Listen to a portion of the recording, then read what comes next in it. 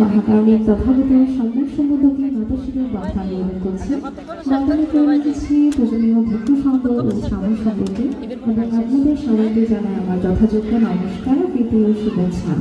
প্রতি বছরের ন্যায় অনির্বাণ সংঘ কর্তৃক স্মৃতি বিজড়িত বৌদ্ধ পূর্ণিমার মনজ্ঞ সাংস্কৃতিক অনুষ্ঠানে আমাকে সুযোগ করে দেওয়ার জন্য সবাইকে কৃতজ্ঞতা জানাচ্ছি।